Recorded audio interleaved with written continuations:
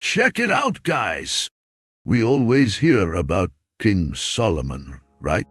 The wisest man who ever lived, with all his wealth and glory. But today I want to talk about something different.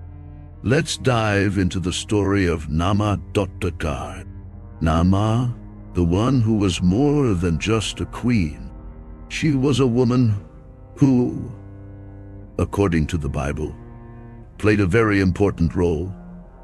And her story is as fascinating as that of any king or prophet. Naamah was the only one of Solomon's wives who had her name mentioned in the Bible. Her mention highlights the importance and relevance of this woman in the story of King Solomon. By having her name registered, Naamah becomes a focal point for study and reflection on the role of women in society at the time and on political relations between peoples. Naamah's presence in biblical records highlights her influence and position as Queen Mother, showing that she was not just a secondary figure in King Solomon's court, but rather a significant character worthy of being remembered. Naamah, Solomon's Ammonite wife, has her origins shrouded in mystery and speculation. Unlike Solomon's other wives, the Bible does not provide explicit details about Naamah's family lineage. However, many scholars suggest that it may have belonged to the house of Nahash, an Ammonite king during the time of Saul and David.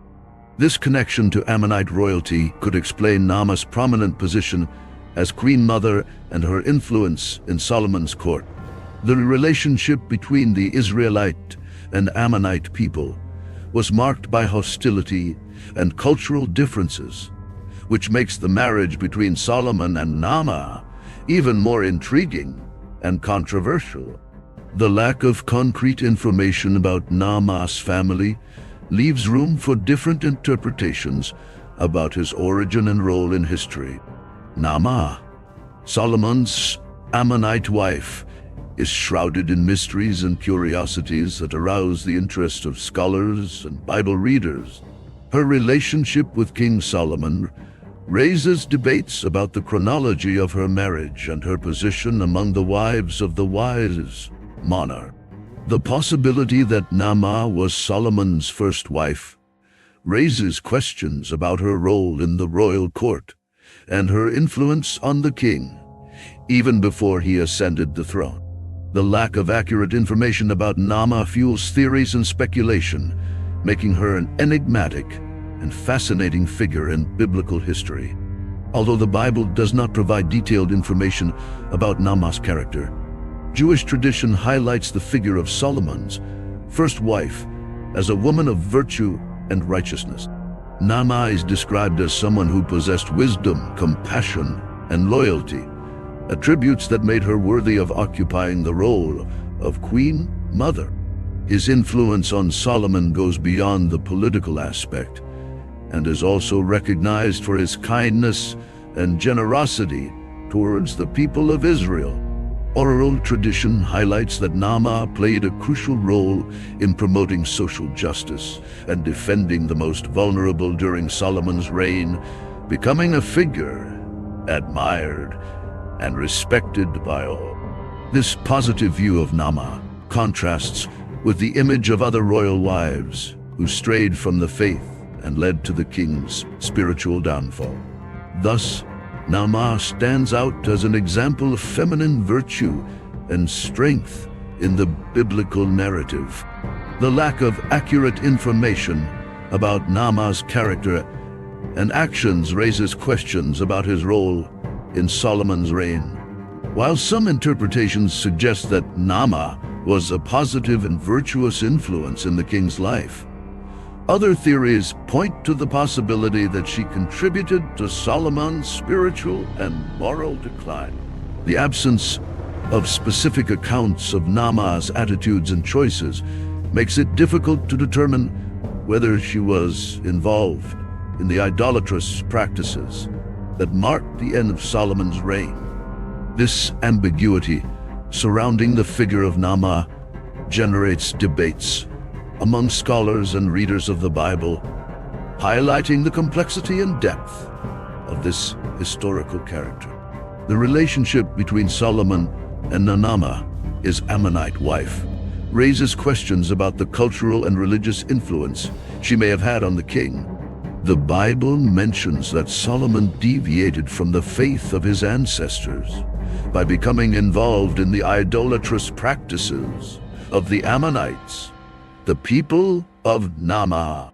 This change in the king's spirituality is a point of controversy among scholars, as it is not clear whether Naamah had an active participation in this deviation, or whether Solomon adopted such practices of his own free will.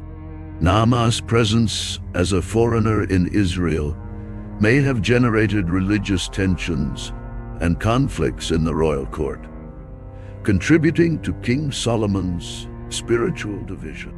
The story of Solomon and Naamah highlights the complexity of intercultural and religious relationships in antiquity, revealing the challenges faced by a leader who sought to reconcile different traditions and beliefs in his reign. Naamah's story highlights the complex relationships between people in biblical times and the political issues involved in her marriage to Solomon. Naamah's Ammonite origin, a people known for their idolatry and hostility to the Israelites, generated controversies and challenges for her integration into the royal court. Her presence as Queen Mother not only influenced the internal dynamics of the palace, but also had repercussions on diplomatic relations between Israel and neighboring peoples.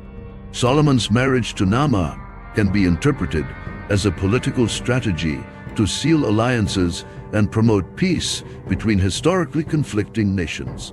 The figure of Naamah represents not only a prominent woman in Israel's history, but also a symbol of the complexities and challenges faced by the leaders of the time to maintain a balance between personal, family, and political interests.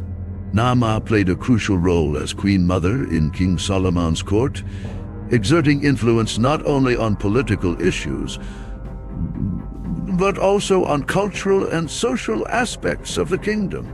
Her position as mother of Rehoboam, Solomon's successor, gave Naamah a prominent role in the transmission of the royal lineage and dynastic stability. Furthermore, as a representative of Ammonite royalty, Naamah acted as a bridge between the Israelite and Ammonite peoples, promoting peace and mutual understanding. His wisdom and diplomacy were fundamental in maintaining harmony within the royal court and in strengthening intercultural relations between neighboring nations. Naamah's presence as Queen Mother symbolizes not only the importance of women in politics and governance, but also the ability to build bridges between different cultures and traditions for the sake of peace and prosperity. The meaning of the name Naamah, as pleasant, goes beyond a simple linguistic definition. In biblical tradition, names often reflect aspects of people's personality and destiny. In the case of Naamah, the term pleasant may point to his kind, gentle, and welcoming nature. She may have been recognized for her ability to bring harmony and peace to those around her, making her a beloved and respected figure in Solomon's court. Furthermore, the name Naamah can also indicate his ability to captivate people with his grace and charisma, positively influencing those who crossed his path. Thus, the choice of this name for Solomon's first wife reveals not only his personal characteristics, but also his role as an agent of union and concord in an environment marked by intrigue and disputes. And now we come to the end of our story, brothers. What can we learn from Naamah? She was more than just Solomon's wife. She was a mother, a counselor, a woman who brought with her a culture and a history that enriched the court of Israel. Naamah teaches us about strength and resilience. She shows us that, even in a hostile environment, we can find our place and make a difference.